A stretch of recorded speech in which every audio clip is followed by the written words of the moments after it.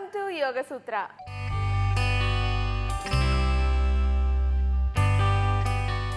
ఇవాళ మన యోగ సూత్రాలో కృష్ణ గారు ఏ ఆసనం నేర్పించబోతున్నారో ఇప్పుడు చూద్దాం.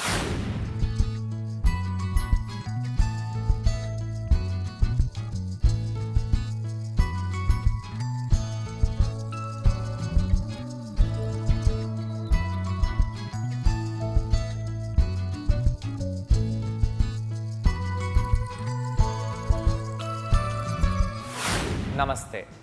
ఈరోజు యోగా సూత్రాలో మనము సూర్య నమస్కారం నేర్చుకోబోతున్నాము. ఇంతకుముందు సూర్య నమస్కారము మనం ఎన్నోసార్లు చేసాము, మరి మళ్ళీ ఎందుకు చేస్తున్నాము అని అనుకోవచ్చు. ఎవరికైతే కాళ్ళల్లో చాలా స్టిఫ్నెస్ ఉంటుందో, ఎవరికైతే బ్యాక్లో స్టిఫ్నెస్ ఉంటుందో, అలాంటి వాళ్ళు, బ్యాక్ పెయిన్ ఉన్నవాళ్ళు, అలానే కాళ్ళు బాగా బెండ్ చేయలేని వాళ్ళు ఎలా సూర్య నమస్కారం చేయాలో తెలుసుకుందాము. నేను ఇప్పుడు అనాటమీ గురించి మాట్లాడతాను. అంటే మన శరీరంలో ఉండే ఎముకలు, కండరాలు ఎలా ఒకటిదానికొకటి అటాచ్ అవుతాయో దాని గురించి కొంచెం మాట్లాడతాను. ఇది సూర్య నమస్కారంలో చాలా ఇంపార్టెంట్. ముఖ్యంగా ఎవరికైతే కాళ్ళల్లో స్టిఫ్నెస్ ఉంటుందో, నడుములో స్టిఫ్నెస్ ఉంటుందో ఇది వాళ్ళు తెలుసుకోవాలి. దానిపై ఫోకస్ చేస్తూ వాళ్ళు మూమెంట్స్ చేసినట్టు అయితే చాలా మంచిది. ముందుగా మనము కొద్దిగా వార్మప్ చేసి దాని తర్వాత ఈ ఆసనాలలో వెళ్తాము. మనము వీపుని నిటారుగా పెట్టేసి ఇలా చేతులని పైకి కిందికి చేద్దాము. ఇలా చేతులని పైకి కిందికి చేయడం వలన మన భుజాలు, శరీర పై భాగము, అలానే వీపులో ఉండే కండరాలు కొద్దిగా యాక్టివేట్ అయిపోతాయి. ఇలా ఉన్న తర్వాత మనము సైడ్ టు సైడ్ బెండ్ అవుతాము. ఇలా సైడ్ టు సైడ్ బెండ్ అవ్వడం వలన శరీర సైడ్ భాగాలలో, అలానే వెన్నుముకలో ఉండే కండరాలు బాగా వార్మప్ అయిపోతాయి. శ్వాస తీసుకుంటూ శ్వాసని వదిలేస్తూ ఉండండి. ఇలా చేసిన తర్వాత మనము ట్విస్ట్ చేద్దాము. కుడివైపు ట్విస్ట్ చేయండి, ఎడమవైపు ట్విస్ట్ అవ్వండి. కుడివైపు ట్విస్ట్ అవ్వండి, ఎడమవైపు ట్విస్ట్ అవ్వండి. ఇది కూడా మన వెన్నుముకని వార్మప్ చేయడానికే.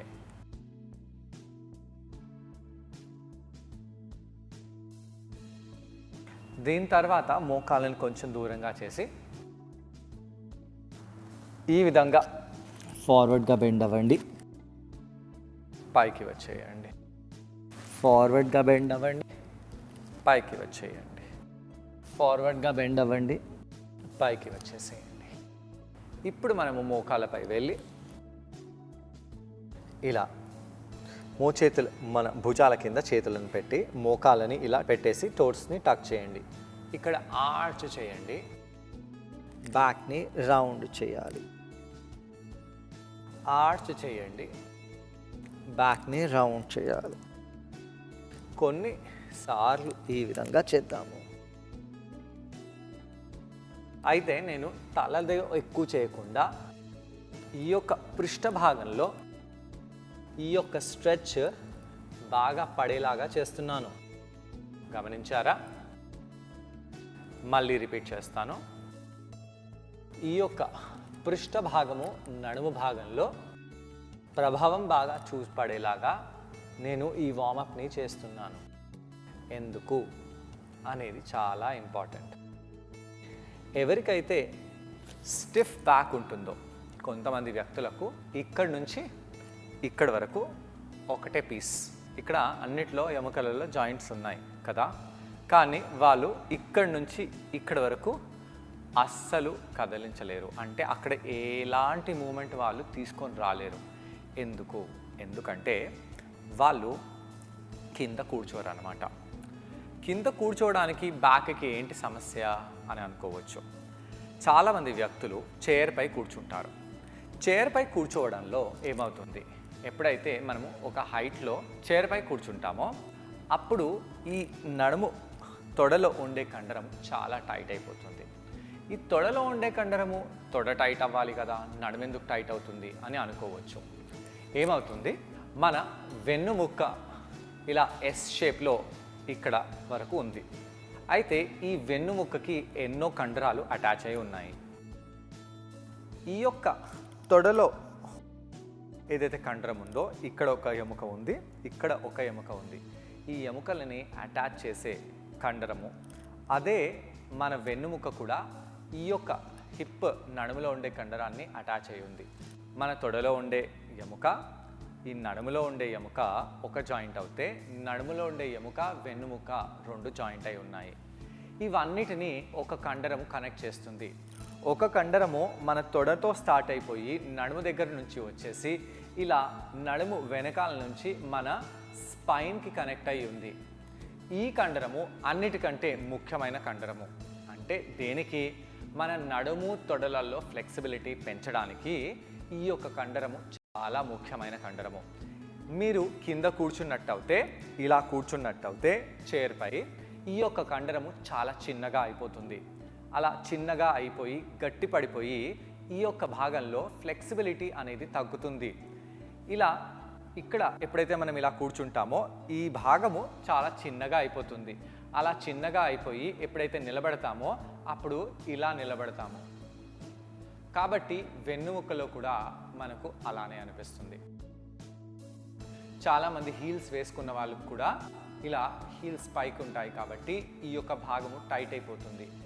ఈ యొక్క తొడ భాగం నుంచి పృష్ఠ భాగము, నడుములో ఉండే కింది భాగము ఇదంతా చాలా టైట్గా అయిపోతుంది. అలాంటి వాళ్ళు సూర్య నమస్కారము కంపల్సరిగా చేయాలి. సూర్య నమస్కారము, బ్యాక్ బెండ్స్ ఇప్పుడు చేసిన మార్జరీ ఆసనం చేయడం వలన వాళ్ళలో ఫ్లెక్సిబిలిటీ బాగా కలుగుతుంది. అయితే వాళ్ళు ఎప్పుడైతే ఇలా ఆర్చ్ చేసి కిందికి బెండ్ అవుతారో వాళ్ళు ఇలానే ఉంటారు. ఒకటి, వాళ్ళు వాళ్ళ పృష్ఠ భాగాలని బాగా వెనకాల చేస్తుంటారు. రెండోది, వాళ్ళ చేతులు ఇక్కడే వెళ్తాయి. దీనికంటే కిందికి వాళ్ళని వెళ్ళమంటే అస్సలు వెళ్ళలేరు. ఇలా అంటారు కానీ వెళ్ళలేరు. అలాంటి వాళ్ళు ఏం చేయాలి? ఎవరైతే బాగా పరిగెత్తుతారో వాళ్ళకు కూడా ఇదే సమస్య ఉంటుంది. ఈ యొక్క కండరము చాలా స్టిఫ్గా అయిపోతుంది. ఇక్కడ వెనకాల కొంతమందికి ఒక గట్టిగా ఉండే టెండన్ కూడా కనిపిస్తుంది. అయితే అలాంటి వాళ్ళు ఏం చేయాలి? అలాంటి వాళ్ళు ఈ మోకాళ్ళని బెండ్ చేయాలి. ఇంతవరకు కూడా బెండ్ చేయొచ్చండి. ఇలా బెండ్ చేసి మీరు తలని కిందికి వాల్చండి. మొత్తం హస్తం కాకున్నా కనీసం చేతులు ఇలా పెట్టినా కూడా పర్వాలేదు, కానీ మోకాళ్ళని మాత్రం బెండ్ చేయండి. దీని తర్వాత వచ్చే స్టెప్ ఇంకా చాలా ఇంపార్టెంట్. ఇలా ఉండి కొంత సమయం పాటు దాని తర్వాత ఈ యొక్క కాలుని బాగా స్ట్రెచ్ చేయండి. ఈ కాలుని స్ట్రెచ్ చేసినప్పుడు ఒక లైన్లో పెట్టకుండా కొంచెం కుడివైపు, కుడి చెయ్యి కుడి కాలు ఒక లైన్లో ఉండేలాగా పెట్టండి. ఈ యొక్క భాగాన్ని కిందికి ప్రెస్ చేస్తూ ముందుకు చూడాలి. ఇక్కడ ఏమవుతుంది? ఈ తొడలో ఉండే కండరము, వీపులో ఏదైతే కండరం అటాచ్ అయి ఉందో ఆ కండరం బాగా స్ట్రెచ్ అవుతుంది అన్నమాట. కొంత సమయం పాటు ఇక్కడ ఉండవచ్చు. దాని తర్వాత మీరు బిగినర్ కాబట్టి అధోముఖ శ్వానాసనము లేదా పలక, అష్టాంగ నీస్ డౌన్. ఇక్కడ కావాలంటే ఇలా ముందుకి వెళ్ళి ముందుకు వచ్చేసి వెనకాలకి వెళ్ళడము, ముందుకి వచ్చేసి వెనకాలకి వెళ్ళడము, ముందుకి వచ్చేసి వెనకాలకి వెళ్ళడము, ఇది కూడా చేయవచ్చు. ఇలా చేయడం వలన కూడా మన నడుములో బాగా ఫ్లెక్సిబిలిటీ పెరుగుతుంది, తొడలలో కూడా బాగా ఫ్లెక్సిబిలిటీ పెరుగుతుంది. దీంతో పాటు మనము ఈ విధంగా మన తొడలని సర్కిల్స్లో చేయవచ్చు. ఇవన్నీ మనము ఫ్లెక్సిబిలిటీ డ్రిల్స్ లాగా వాడుకుంటూ దాని తర్వాత భుజంగాసనం చేయాలి. దీంతో కూడా ఆ కండరము యాక్టివేట్ అయిపోతుంది. దీంతో కొంచెం ఆ కండరం రిలాక్స్ అవుతుంది. ఏ కాలు అయితే వెనకాలకు పెట్టామో అదే కాలుని కంపల్సరిగా చేతుల మధ్యలో తీసుకొని రావాలి. రావట్లేదండి, రాదు కూడా, ఇక్కడే వస్తుంది, పర్వాలేదు, చేతితో పట్టుకోండి, కాలుని ఇలా అనండి. ఇక్కడ మళ్ళీ కొంత సమయం పాటు ఉండండి. లెఫ్ట్ సైడ్లో ఉన్న ఆ కండరము ఇక్కడ స్ట్రెచ్ అవుతుంది. దీని తర్వాత ఆ పాదాన్ని ముందుకు తెండి, మోకాళ్ళని బెండ్ చేసి పొట్టని తొడలకి తాకించండి. దాని తర్వాత పైకి వచ్చేసేయండి. నమస్కారము. ఈ విధంగా మనం సూర్య నమస్కారంలో మార్పులను చేసుకోవాలి. మళ్ళీ చూపిస్తాను. ఆర్చ్ ఏ విధంగా చేసినా బెండ్ అయినప్పుడు మోకాళ్ళని బెండ్ చేయండి, పృష్ఠ భాగాలని ముందుకు తీసుకొని రండి. ఇంత బెండ్ అయినా పర్వాలేదు, ఈసారి ఎడమ పాదము ఇలా బాగా స్ట్రెచ్ చేయండి. కొంత సమయం పాటు ఉండి అధోముఖ శ్వానాసనము, అష్టాంగ లేదా ఇలా పొట్టపై పడుకోండి. భుజంగాసనము, అధోముఖ శ్వానాసనము. ఏ పాదాన్ని అయితే తెచ్చామో, వెనకాలకు తెచ్చామో అదే పాదాన్ని ముందుకు తెచ్చి వేరే వైపు కూడా అలానే స్ట్రెచ్ తీసుకొని రావాలి. రెండో పాదాన్ని ముందుకు తెచ్చేసి తలని కిందికి పెట్టండి, వాల్చండి, మోకాలని బెండ్ చేసి పెట్టండి. అయితే ఎప్పటికీ ఇలా మోకాలు బెండ్ అయి ఉంటాయా? ఉండవచ్చు. ఎవరికైతే బ్యాక్ పెయిన్ ఉందో వాళ్ళు మోకాలని ఎప్పుడు కూడా బెండ్ చేసి పెడితే మంచిది. ఎవరికైతే బ్యాక్ పెయిన్ లేదో వాళ్ళు రాను రాను రాను రాను ఇలా చేతులని కింద పెడుతూ పృష్ఠ భాగాలని స్ట్రైట్ చేస్తూ వెయిట్ని ముందుకు చేస్తూ తొడలని స్ట్రైట్ చేయడానికి ప్రయత్నించాలి. దాని తర్వాత మళ్ళీ మీరు పైకి వచ్చేయాలి. అయితే నేను ఇక్కడ 2 ప్రక్రియలను చెప్పాను. ఒకటి మోకాలని బెండ్ చేసి కింద టచ్ అవ్వడము, రెండోది కాలుని బాగా స్ట్రైట్ చేసి అక్కడ ఉండడము. ఈ 2 మీరు బాగా చేసినట్టు అయితే మీ నడుములలో, తొడలలో ఫ్లెక్సిబిలిటీ బాగా పెరిగి సూర్య నమస్కారం బాగా చేయగలుగుతారు. సూర్య నమస్కారం చేయడం వలన అక్కడ ఫ్లెక్సిబిలిటీ కూడా బాగా పెరుగుతుంది. ఈ ఆసనాన్ని కృష్ణ గారితో పాటు నేను కూడా ట్రై చేస్తున్నాను. మీరు కూడా మమ్మల్ని చూసి ట్రై చేయండి. నమస్తే. ఈరోజు యోగా సూత్రాలో చేసే ఆసనం పేరు సూర్య నమస్కారము. సూర్య నమస్కారము అసలు ఆసనం కాదు. సూర్య నమస్కారము ఒక ప్రక్రియ. ఈ యొక్క ప్రక్రియ ఆసనాల కంటే ముందు వస్తుంది. ఆసనాల డెఫినేషన్ స్థిరం సుఖం ఆసనం. స్థిరంగా ఉండేది, సుఖంగా ఉండేది ఆసనము. సూర్య నమస్కారాల్లో ఎక్కడ కూడా మనము స్థిరంగా ఉండటం లేదు. కాబట్టి ఇది ఆసనం కాదు. 12 ఆసనాల ఒక మాల సూర్య నమస్కారము. చాలామంది బ్యాక్ పెయిన్ నాకు ఉంది అని చెప్పేసి సూర్య నమస్కారం చేయరు. లేదా నేను సూర్య నమస్కారంలో కాళ్ళు అసలు తాకలేకపోతున్నాను అని చెప్పి సూర్య నమస్కారాన్ని వదిలేస్తారు.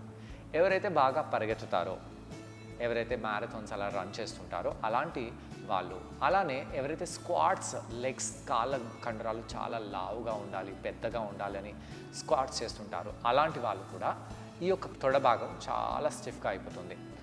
అలానే సుఖానికి అలవాటు పడ్డవాళ్ళు కాళ్ళని, నడుములని అసలు కదిలించరు. అలాంటి వాళ్ళు వాళ్ళ బాడీలో మూమెంట్ తీసుకొని రావాలంటే చాలా చాలా కష్టపడతారు. వాళ్ళ ఈ యొక్క భాగము రిబ్స్ కంటే కింద ఉన్న భాగం నుంచి తొడ భాగం వరకు అంతా ఒకటే, ఒక పీస్ లాగా ఉంటుంది. వాళ్ళు మూమెంట్ స్టెబిలిటీ చేయలేకపోతే వాళ్ళకు చాలా చాలా చాలా వ్యాధులు వస్తాయి. అయితే అలాంటి వాళ్ళు సూర్య నమస్కారం ఎలా చేయాలో ఈరోజు తెలుసుకుందాము. ముందుగా మోకాళ్ళపై వెళ్ళిపోయి మనము మార్జరీ ఆసనం చేద్దాము. అరిచేతులని మనము భుజాల కింద పెట్టేసి ఆర్చ్ చేద్దాము, రౌండ్ చేద్దాము. ఈ ఆర్చ్ తలలో కాకుండా ఈ నడుము కింది భాగంలో ఎక్కువగా వచ్చేలాగా చూడాలి. పృష్ఠ భాగాన్ని కదిలిస్తూ ఆర్చ్ చేయండి, రౌండ్ చేయండి. పొట్టని లోపలికి బిగిస్తూ రౌండ్ చేయండి, ఆర్చ్ చేయండి, రౌండ్ చేయండి, ఆర్చ్ చేయండి. ఈ యొక్క మార్జరీ ఆసనం మనకు చాలా మంచిది. దాని తర్వాత కాలుని వెనకాల చేసి పొట్ట వైపు లాగాలి. దీంతో కూడా మన నడుము కింది భాగంలో చాలా మూమెంట్ అనేది కలుగుతుంది. ఆ లోవర్ బ్యాక్ ఇంకా తొడలు కింది భాగంలో, అలానే నడుములో కూడా ఉండే కండరాలు యాక్టివేట్ అవుతాయి. రెండో వైపు కూడా ఇదే ఆసనాన్ని చేయండి. ఇలా చేసినప్పుడు తలని పైకి చేయాలి. ఎప్పుడైతే కాలు వెనకాలకు వెళ్తుందో అప్పుడు తలని వెనకాలకు చేయాలి. కాలు పొట్ట వైపు వచ్చినప్పుడు తలని కిందికి చేయాలి. ఇలా చేస్తూ ఉండాలి. శ్వాస తీసుకోండి, వదిలేయండి, తీసుకోండి, వదిలేయండి. ఇలా చేసి నెమ్మదిగా అధోముఖ శ్వానాసనంలో వెళ్ళాలి. అధోముఖ శ్వానాసనంలో కూడా పృష్ఠ భాగాలని బాగా పైకి చేస్తూ ఉన్నట్టయితే ఆ నడుములో ఉండే కండరము చాలా ఫ్లెక్సిబుల్గా తయారవుతుంది. అలా చేసి ఒక కాలు తర్వాత ఇంకో కాలుని ముందుకు పెట్టేసేయండి. నెమ్మదిగా ఇక్కడే ఉండండి. చాలామంది వ్యక్తులు నేను దీనికంటే కిందికి వంగలేనండి అని అంటారు. అలాంటి వాళ్ళు ఏం చేయాలి, పాదాలను కొంచెం దూరం చేయాలి. మీరు ఎక్కడి నుంచి వంగుతున్నారండి? మీరు ఈ యొక్క రిబ్ నుంచి వంగుతున్నారు. నడుము కింది భాగం నుంచి వంగటం లేదు, నడుము కింది భాగం నుంచి కిందికి రావాలి. అలా వచ్చేటప్పుడు మోకాలని బాగా బెండ్ చేయండి. బెండ్ చేస్తూ కిందికి రండి. చూడండి, మోకాలని బెండ్ చేయగానే నడుము కింది భాగము యాక్టివేట్ అయిపోయింది. మోకాలను స్ట్రైట్ చేయగానే చూడండి పైకి వెళ్ళిపోతున్నాము. కనెక్షన్ ఏదైనా ఉందా? ఉంది. అదే కనెక్షన్ ఏంటి? తొడలో ఎండ్ అయ్యే ఆ కండరము వీపు వెనకాల స్టార్ట్ అవుతుంది. అది పాములాగా వీపు వెనకాల నుంచి నడుము ముందు భాగం నుంచి తొడ ముందు భాగం నుంచి తొడలో ఉండే ఎముకకి కలుస్తుంది. ఒక ఎస్ మాదిరిగా ఉంటుందన్నమాట. అయితే ఈ యొక్క కండరాన్ని యాక్టివేట్ చేయడానికి మోకాలని మనము కొంచెం బెండ్ చేయాలి. చేసి ఆసనాన్ని చేయాలి. ఈ పాదహస్తాసనం. పైకి వచ్చేయండి, నమస్కారంలో వెళ్ళిపోండి. శ్వాస తీసుకుంటూ ఆర్ట్ చేసేసి ప్రతిసారి బెండ్ అయినప్పుడు మోకాలు బెండ్ చేసే బెండ్ అవ్వండి. మోకాలని బెండ్ చేసే బెండ్ అవ్వాలి. మూడో ఆసనము చాలా ఇంపార్టెంట్. కుడికాల్ని వెనకాలకు చేయండి. కుడికాల్ని ఎంత వెనకాలకు చేస్తే అంత మంచిది. తలని పైకి చేయండి. ఈ నడుము భాగాన్ని కిందికి చేయాలి. ఏమవుతుంది? ఆ నడుములో ఉండే కండరము, తొడలో ఉండే కండరము ఇక్కడ బాగా ఫ్లెక్సిబుల్ అవుతుంది. ఎస్ షేప్లో ఏదైతే కండరం ఉంటుందని చెప్పానో అదే కండరం ఇక్కడ బాగా యాక్టివేట్ అవుతుంది. రెండో కాల్ని వెనకాల చేసి అధోముఖ శ్వానాసనం కూడా చేయవచ్చు. అష్టాంగ ప్రణామంలో మోకాలని కింద పెట్టేసేయండి. అష్టాంగ.